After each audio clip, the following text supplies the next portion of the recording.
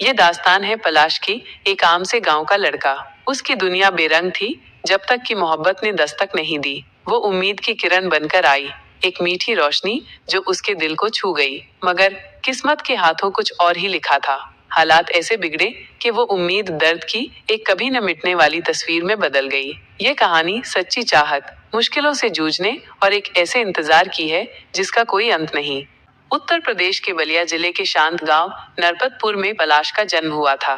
एक गरीब किसान का बेटा। उसका जीवन सादा था। सुबह खेतों में, दोपहर में मवेशियों की देखभाल और शाम को माँ के साथ घर के काम। कोई बड़ा सपना नहीं, कोई बड़ी उम्मीद नहीं, बस एक शांत जीवन। पढ़ाई में अच्छा होने के बावजूद गरीबी ने उसे 10वीं से आगे नहीं बढ़ने दिया। पिता की बीमारी, खेत की जिम्मेदारी और छोटी बहन की पढ़ाई उसकी प्राथमिकताएं थीं।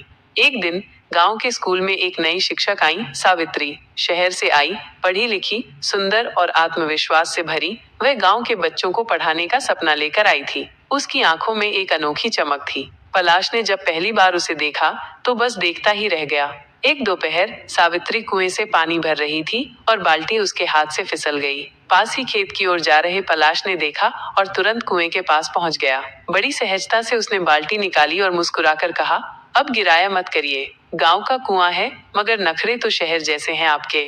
सावित्री हंसी, तुम्हारा नाम क्या है? पलाश, अच्छा नाम है, पेड़ के फूलों जैसा।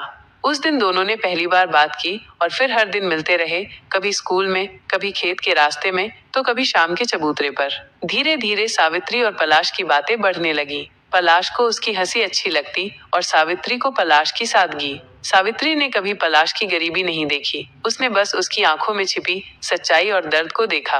वो कहती, तुम जैसे हो वैसे ही सबसे अलग हो। एक शाम सावित्री ने पलाश से कहा, अगर मैं कहूँ कि मुझे तुम्हारे पास अच्छा लगता है तो तुम क्या कहोगे? पलाश की आंखों में चमक आ गई, लेकिन उसने कुछ नहीं कहा, बस चुपचाप उसकी ओर देखा और चला गया। अगले दिन वो एक छोटी सी चिट्ठी लेकर आया। मुझे नहीं पता मोहब्बत क्या होती है, मगर अगर हर बार तुम्हें देखने की तलब लगती है तो शायद यही मोहब्बत है। उनकी मोहब्बत गहरी होती गई, मगर ये गांव था जहां प्यार को गुनाह माना जाता था, खासकर जब लड़का गरीब और लड़की शिक्षिका हो। एक दिन सावित्री के पिता गांव आए और लोगों से बातें सुन ली। उन्होंने सावित्री को डांटा और उसे शहर ले जाने का फैसला किया। सावित्री ने पलाश से मिलने की बहुत कोशिश की, मगर उसे घर में बंद कर दिया गया। वो चिट्ठियां लिखती रही, मगर कोई जवाब नहीं आया।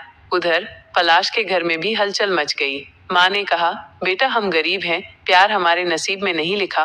पलाश कुछ नहीं बोला, बस चुपचाप हर शाम उस कुएं के पास जाकर बैठ जाता जहाँ पहली बार सावित्री से मिला था। एक दिन गांव में खबर आई कि सावित्री की शादी तय हो गई है एक सरकारी अफसर से।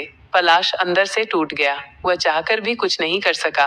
उसके पास न पैसा था, न रुतबा। शादी के दिन पलाश गांव से दूर चला गया, बिना किसी को बताए। बस एक चिट्ठी छोड़ गया सावित्री के लिए, मैंने तुझे मांगा तो बहुत, मगर तेरा नसीब कभी नहीं बन सका। इस मिट्टी में दफन हो जाएगा मेरा इश्क और तेरी यादें बस बन जाएंगी मेरे जीने की वजह।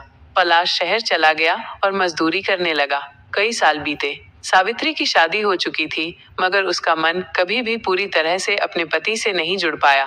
वो हर साल पलाश के गांव आती, उसके कुएं के पास जाकर बैठती, लेकिन पलाश वहां नहीं होता। पलाश भी हर साल गांव आता, मगर बस माँ से मिलकर लौट जाता। वो जानता था कि सावित्री खुश नहीं है, मगर अब लौटना उसके बस में नहीं था। एक दिन सावित्री को एक चिट्ठी मिली, बिना नाम की, बिना पते की, बस लिखा था, सावित्री, इस जीवन में हम एक नहीं हो सके, लेकिन मेरी हर सांस तुझे पुकारती रही। जब भी पलाश के फूल खिले, समझ लेना मैं आसपास हूँ। सावित्री उस दिन बहुत रोई।